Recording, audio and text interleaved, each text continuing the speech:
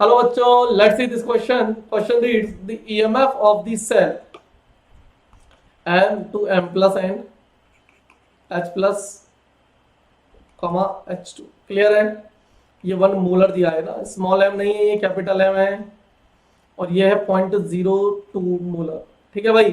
Pressure दिया है 180 m at temperature 25 degree Celsius is. तो मेरे को ई सेल दे दिया, बेसिकली ई सेल दे दिया 0.81 वोल्ट. ठीक है. स्टैंडर्ड ऑक्सीडेशन पोटेंशियल दिया हुआ है, यानी कि ESOP दिया हुआ है मेरे पास 0.76 वोल्ट. क्लियर है?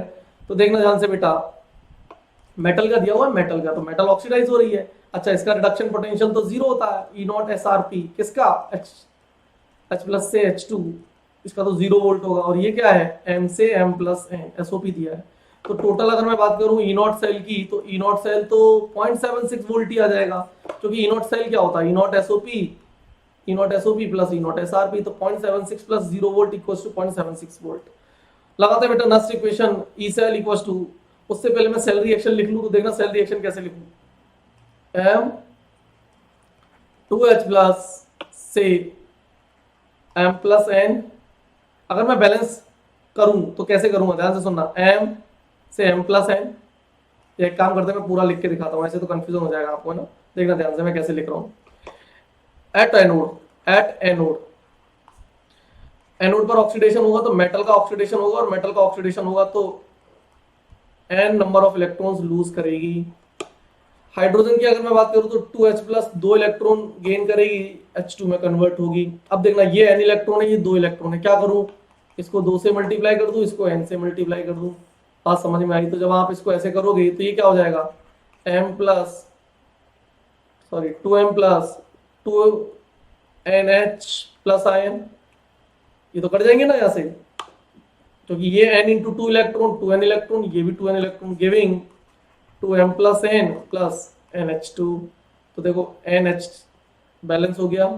2NH 2NH हाइड्रोजन है, तो ये 2NH हाइड्रोजन हो गए, 2n हाइड्रोजन, और ये 2 मेटल है, 2m मेटल हो गए. प्लस n चार्ज है, ये भी प्लस n चार्ज है. क्लियर है?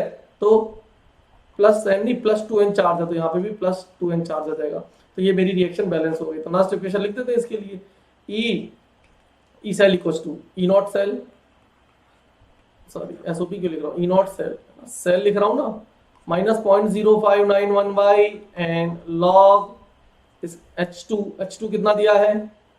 H2 दिया है पार्शियल प्रेशर ऑफ H2 की power m upon m plus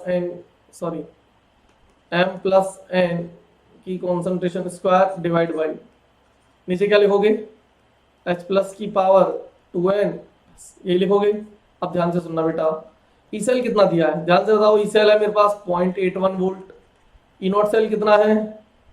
0.76 minus 0.0591 by N. Log के अंदर मैं क्या लिखने वाला हूं? लॉग के अंदर लिखने वाला हूं मैं, देखना ध्यान से, पार्शियल प्रेशर 180 m, ये रहा 180 m. m प्लस n ये रहा 0.02 का स्क्वायर, 0.02 का square divide by H plus ion की पावर 2n. ठीक है, तो H प्लस आयन की पावर 2n.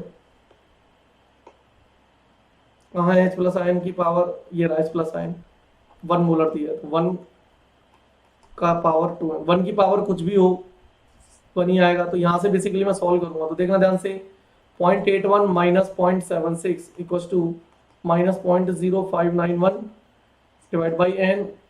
लॉग के अंदर हो जाएगा बेटा, ये 2 into 10 to the power minus 2 है, उसका स्क्वायर हो जाएगा 4 into 10 to the power minus 4.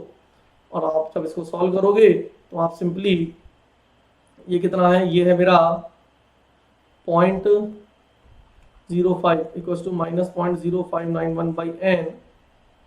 इसको मैं अगली लाइन में लिख देता हूँ,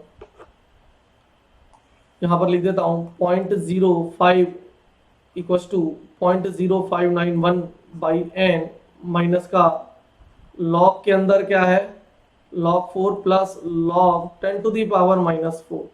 क्लियर है? तो यहाँ से जब आप सॉल्व करोगे तो you will get the answer, और जो आपका आंसर आ जाएगा हो जाएगा ऑक्सीडेशन पोटेंशियल है तो वैलेंसी ऑफ द मेटल पूछिए, तो आप वैलेंसी आ जाएगी आपकी 2. आप सॉल्व कर लेना, you will gate easily, right. आपका बहुत इजीली आंसर आ जाएगा. तो आपका करेक्ट ऑप्शन हो जाएगा n इक्वल्स टू 2। अब चेक कर लो भाई n इक्वल्स टू 2 कहाँ है, ये रहा option B, n equals to 2। Calculation है बेसिकली ना बेटा, कैलकुलेशन है यहाँ पर। अगर आप इसको सॉल्व करोगे ना नॉर्मल, log 4 की वैल्यू रखना, ये -4 आगे आ जाएगा, log 10 1 हो जाएगा। आप इसको सिंपली सॉल्व करोगे तो you will get the answer as n equals to 2।